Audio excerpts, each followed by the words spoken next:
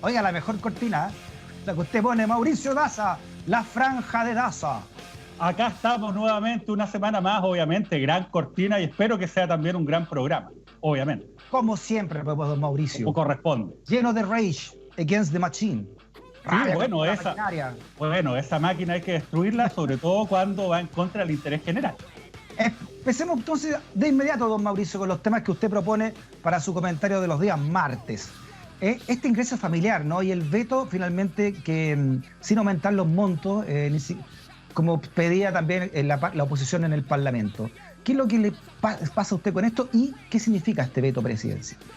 Mira, básicamente el veto presidencial es la facultad que tiene el presidente de la República de poder mandar de vuelta un proyecto ya aprobado en el Congreso para los efectos de que, por ejemplo, se pueda complementar, que es el caso que va a ocurrir ahora. Ahora, ¿en qué se da en términos concretos? Acá, dentro de las medidas que ha propuesto el gobierno para enfrentar la crisis económica derivada, además de la situación sanitaria por el COVID-19, se han planteado varios proyectos. ¿Se acuerdan? El famoso proyecto de protección al empleo, que lo que hace básicamente es decirle a los trabajadores, páguense ustedes mismos en este periodo los sueldos con las plata que ustedes tienen en el fondo de cesantía. Después estaba la ley FOGAPE, que en el fondo es este fondo de garantía para créditos para las pymes, que en el fondo era decirle a la banca, denle crédito nomás, cobre el interés y nosotros garantizamos, CAE 2.0. Bueno, y ahora llega, de los mismos creadores, ingreso familiar de emergencia. ¿En qué consiste? Básicamente, al 90% de las familias, de los hogares más vulnerables, se le pretende entregar una suma de dinero durante los próximos 3 meses, que se supone que es el periodo donde va a estar, obviamente, la situación más crítica. Ahora bien, el problema que se ha dado acá es que básicamente el monto que ofrece el gobierno para estos efectos es un monto que está por debajo de la línea de la extrema pobreza. En Chile se calcula que en un hogar de 4 personas, para que solamente puedan alcanzar a sobrevivir para la comida, se requiere de 73.000 pesos per cápita. Este proyecto lo que estaba entregando eran 65.000 pesos el primer mes. El segundo mes, 55.250 pesos y el tercer mes, 45.500 pesos, solamente para el 40% de las familias más vulnerables. El resto tenía montos que eran inferiores. Entonces acá empezó a surgir la polémica, obviamente. Deja leerte a raíz de la polémica, ¿no? Que yo creo que habla mucho también de lo que piensa cierto sector, sobre todo que está ahora gobernando, sobre la ayuda del Estado a las personas. No sé si leíste las declaraciones, lo conversamos recién con Pato Fernández, que hace Pepa Hoffman, ¿no? En el matinal de Canal 13, respecto de esta ayuda estatal. Entonces ella dice: nosotros le fuimos a pedir el viernes al presidente Piñera que exista un subsidio al empleo. ¿Y por qué el monto es escalonado hacia abajo?, se pregunta ella, y responde: porque no es bueno. A la izquierda le encanta que las personas vivan del Estado. Nosotros no queremos que dependan del Estado, dijo entonces la diputada de la UDI, ¿no? En este matinal de Canal 13. Hay mucho manejo ideológico también detrás de todo esto, ¿verdad, Mauricio? Sí, sin duda. Es curioso que la diputada Hoffman, que es una persona que vive del Estado, diga esto. Además, una persona que se opone a bajar los altos montos de remuneraciones que ellos reciban. Entonces, no creo que esté en posición de poder andar pontificando acerca de estos temas, además de una manera tan liviana y jugando con el sufrimiento de familias, que es una cosa concreta, ¿no? De carne y hueso. Mira, donde también, grandes empresas también están pidiendo ayuda al Estado.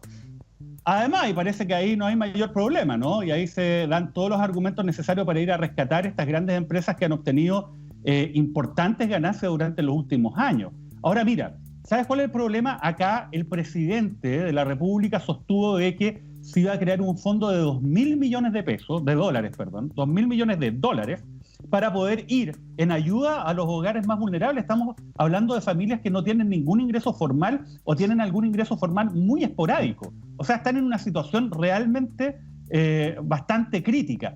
De esos 2.000 millones de dólares, para poder financiar este proyecto se gastaron 802 millones de dólares. Entonces la pregunta es, bueno, ¿y por qué no se gasta el resto?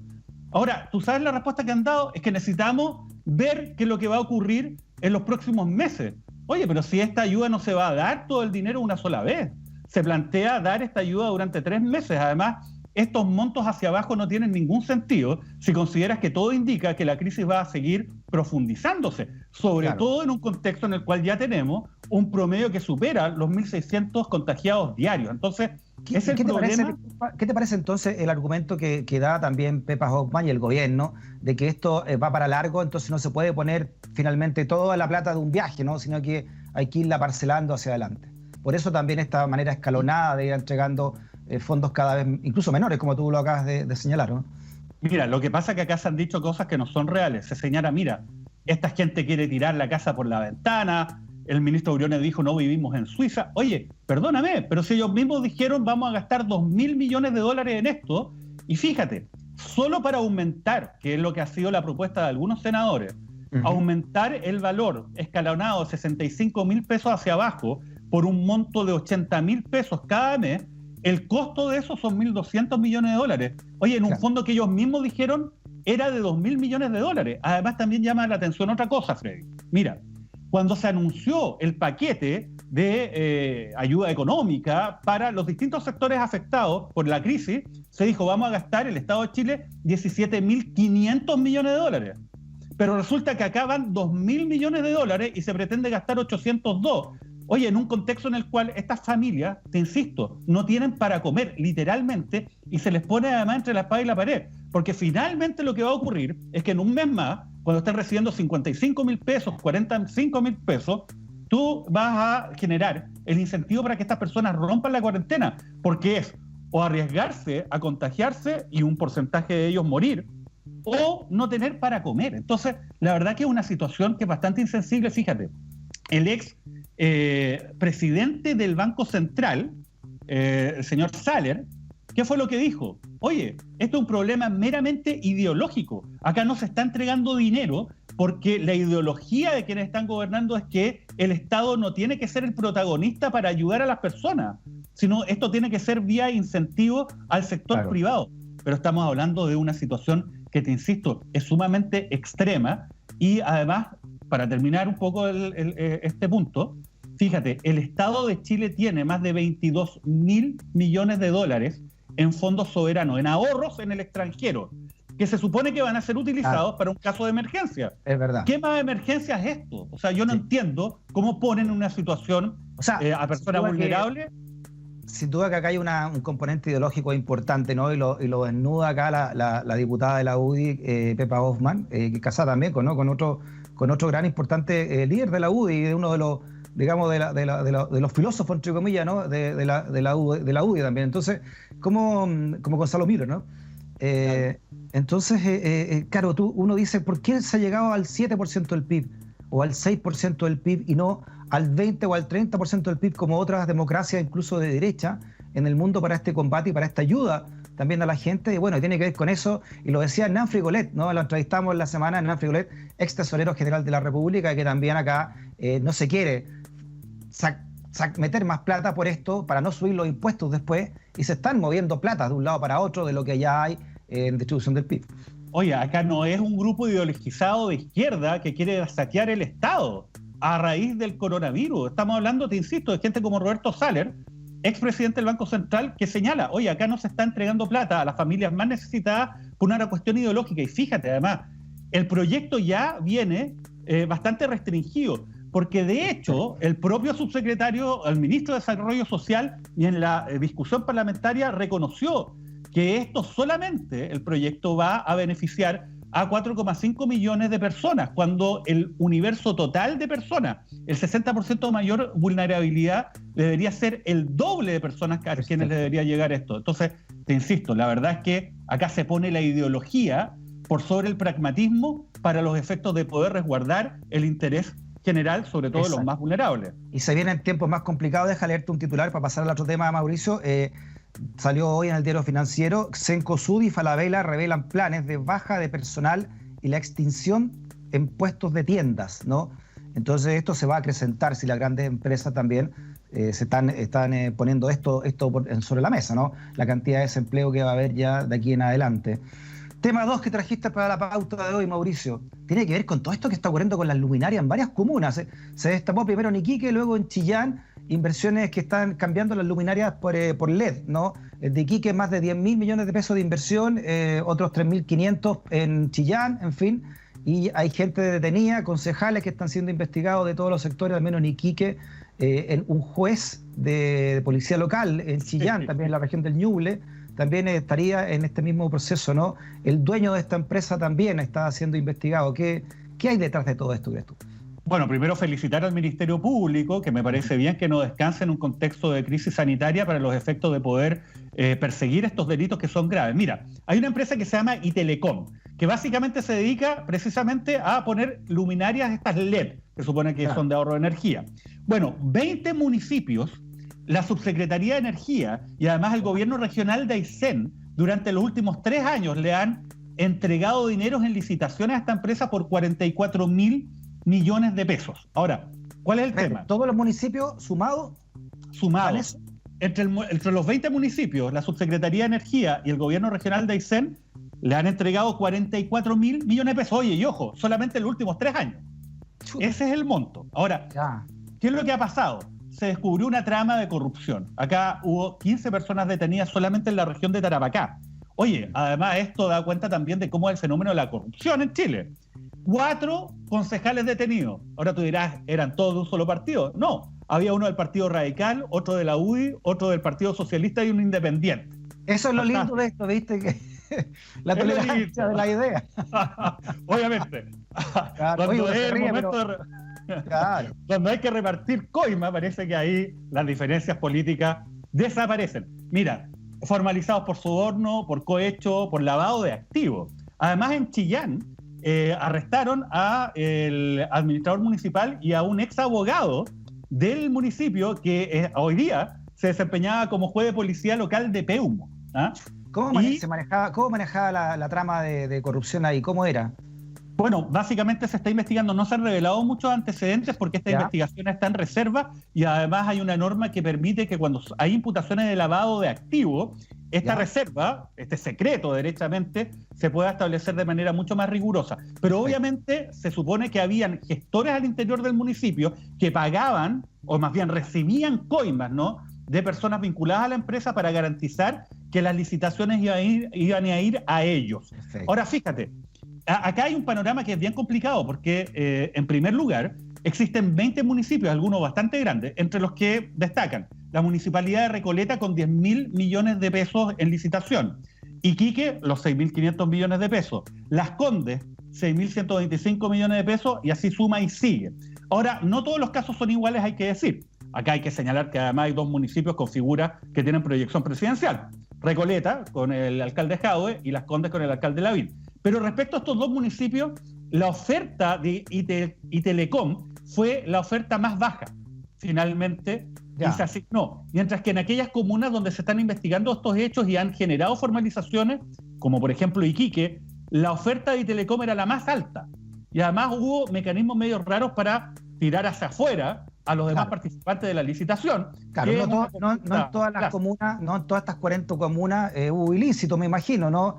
Porque también así se tapa el ilícito al hacer la cosa transparente en una parte y no en otra. Debe ser una táctica, me imagino, ¿no? Obviamente, pero como te digo, todo esto está en investigación, no significa que en todos los municipios donde hubo asignación de licitaciones a Itelecom haya corrupción, pero obviamente se está investigando. La Fiscalía Centro Norte, que yo diría que tiene la unidad anticorrupción más potente a nivel nacional, en materia precisamente de delitos funcionarios, también está investigando estos hechos. Bueno, y habrá que ver, esto también nace de una denuncia de Evelyn Matei en su momento, que, fíjate, vinculado con lo que hablamos la semana pasada, no fue a colocar la denuncia al Ministerio Público, fue a la Fiscalía Nacional Económica. Claro. Y la Fiscalía Nacional Económica remitió los antecedentes al Ministerio Público y también hay una pequeña arista ahí, porque ojo, por ejemplo, en el caso de Iquique, este proceso de licitación fue objeto de una investigación por parte de la Contraloría y no se encontró nada. Entonces eso también es bien relevante para poder afinar cuáles son los procesos y las facultades, ¿no?, que tiene la Contraloría para poder detectar estos ilícitos, ¿no?, que es lo que un poco reclama la Contraloría ante estas críticas que se han levantado, porque ellos pudieron haber detectado estas irregularidades y no lo hicieron. Perfecto. Oye, interesante tema, como tú dices, aplauso para la Fiscalía que en épocas de pandemia mantiene ahí la arista de la investigación y sobre todo frente a la corrupción. Así que gran tema, Mauricio. Alcanzamos al último que es muy importante también por todo lo que encierra, ¿no? Esto de que la Fiscalía, Mauricio, confirma que se archivaron las denuncias sobre abusos a niñas en centro del Sename de Hualpén. Esto también a que gatilló la salida de la directora, ¿no? Una de las causas también por la cual ella presentó su renuncia. Bueno, sí, la verdad que la situación respecto de la protección de niños, niñas y adolescentes es realmente caótica, para decirlo vergonzosa derechamente.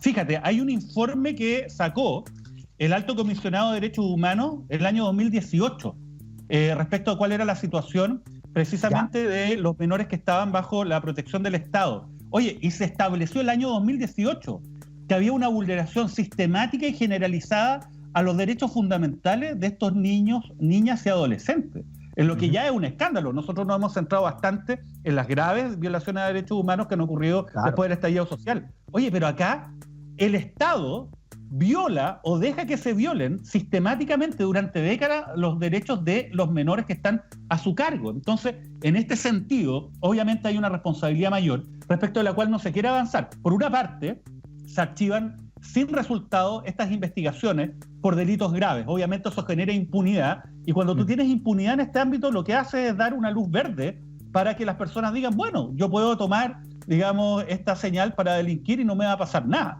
en el caso eventual que me lleguen a encontrar. Y por otra parte, durante las últimas semanas ha habido discusión en el Parlamento en relación a la reforma del Sename, pero la verdad que es una reforma vacía. De hecho, Patricia Muñoz, que es la defensora de la niñez, también lo ha señalado de manera expresa. Es un proyecto que no mejora en nada la situación de los menores, en un contexto en el cual yo creo que una de las peores posiciones que puede tener un ser humano en este planeta es ser niño, especialmente niña, chilena, pobre, en una situación de vulnerabilidad y a cargo de alguno de los centros que dirige el Sename. ¿Y por qué legalmente se archiva un caso tan delicado como este? Bueno, la verdad es que muchas veces se argumenta de que no hay antecedentes, de que no se ha reunido material suficiente para poder imputar a nadie.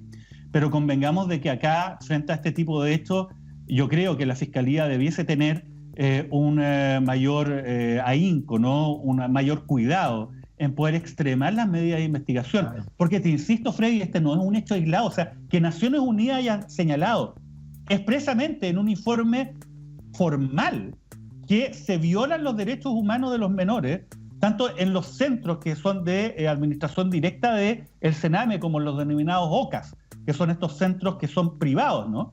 Pero que reciben subvenciones. La verdad que es un escándalo, y a nadie le importa mucho, porque finalmente son niños, niñas y adolescentes pobres, de familias también pobres, muchas veces desintegradas por el propio sistema de protección al menor. Porque fíjate, este informe de la ONU señala, oye, el nivel de internaciones en estos centros de menores decretado por tribunales es excesivo. Muchas veces se ingresa a estos menores solamente porque la familia es pobre y no se toma por parte del Estado otras medidas para ayudar a esas familias pobres. Se destruye este núcleo familiar. Cuando son hermanos los que entran a estos centros, muchas veces los separan en distintos centros. Entonces, finalmente, el sistema en Chile lo que hace es profundizar un drama humano y no solucionarlo, al revés. Y me entrevisté a raíz de la renuncia de Susana Tonda al Sename, entrevisté a René Zafirio, ¿no? al diputado René Zafirio, que ha sido el que ha liderado todas las comisiones de investigación, y me decía que prácticamente no se había avanzado nada, que todo quedó en la nada, que todo como que en su momento rasgaron vestidura, y al final, Mauricio, esta cuestión quedó en nada, y llegamos a la situación de que tú estás contando ahora con lo que ocurre allá en Chillán. O sea, lamentablemente ni un gobierno le pone realmente el cascabel a este gato, a algo tan importante y tan delicado. Es que, ¿sabes lo que pasa, Freddy? También hay un gran negocio detrás. Sí, claro. Hay que recordar que, por una parte están los organismos de administración directa del Sename, pero esos son los menos. Los mayores son estas OCAS, ¿no? Estos organismos colaboradores acreditados, subvencionados, que reciben además dinero y que ellos administran, pero muchas veces... Miles de millones de pesos. Oye, pero si de hecho también se ha creado, dada que la situación de colapso de todos estos centros, unos organismos coadyuvantes que son unos centros privados que ni siquiera están reconocidos por el Sename, Pero No, como están todos estos otros organismos colapsados, los mandan para allá igual por parte de los tribunales. Ahí también hay una responsabilidad. Entonces, como te digo, nadie quiere ponerle el cascabel al gato, nadie quiere intervenir con este Nadie le negociado. importa, porque son pobres, hay mucho dinero involucrado y etcétera, Sí, ¿no? nadie va a ir a reclamar demasiados por ello. Nos quedan 4 minutitos para la guinda de la torta que usted nos trae, Mauricio. Esta multa de 15 millones a Cristóbal Kaufmann, ¿no? Por este viaje en helicóptero cuando había un cordón sanitario en la Semana Santa. Bueno, obviamente para el señor Kaufmann pagar 15 millones de pesos por haber vulnerado la cuarentena, haber tomado su helicóptero y haberse ido a la costa, al litoral central, es algo que va a pagar con la caja chica del día lunes, si es que lo nota. La verdad que ese es el problema finalmente, lo que pasa en nuestro país, y esto también lo hemos hablado en otros ámbitos, por ejemplo, en ámbitos más graves, obviamente, los delitos de corrupción. Una multa se paga con parte de lo que ganaste de producto del ilícito. El caso, ponte tú, Cascadas, SQM. Oye, al final una multa que el Tribunal Constitucional bajó de 75 millones de dólares a 3,5 millones de dólares, o sea, nada, una fracción mínima. Se supone que en todo eso se ganó más de 100 millones de dólares, a partir de, además, actuaciones que son consideradas por muchos como ilícitas. Oye, y acá lo del señor Kaufmann es la misma lógica. Entonces, ¿cuál es el problema? Si no existen multas que sean ejemplares, no van a generar un efecto de prevenir que esto se repita. ¿Cuál es la señal al señor Kaufmann o a personas que están en la misma posición que él? Oye, vámonos a la playa, no hay problema, agarro mi helicóptero. Claro. Por último, en el peor de los casos, eso me va a salir 15 millones de pesos. Ese es el problema. Para ellos, como pagar el peaje ahí en los peajes que se pagan en la carretera, ¿o no? Pero menos, yo te diría para pagar un peaje. Como te digo, el señor Kaufmann, 15 millones de pesos en la caja chica del día lunes. O sea, la verdad es que es una burla, y ahí también hay que pensar, no solamente nuestra legislación, sino también cuál es la posición de quienes tienen que hacer cumplir la ley, de poder aplicar realmente multas que sean reales, efectivas y que generen un efecto preventivo. Esto va a pasar como un chiste más. Final. La franja de Daza, notable, Mauricio, una vez más. Pero muchas gracias, pues obviamente. Es un agrado estar acá desde la cuarentena. Muy bien, despida usted el programa entonces, Mauricio, porque es su sección y es su día martes. Bueno, muchas gracias, los esperamos mañana, yo no, pero Freddy Stock con ustedes en Stock Disponible. Cuídense mucho porque ya queda claro que si nosotros no nos cuidamos, nadie más nos va a cuidar. Chao a todos, chao Mauricio, abrazo grande. Chao, que estén muy bien.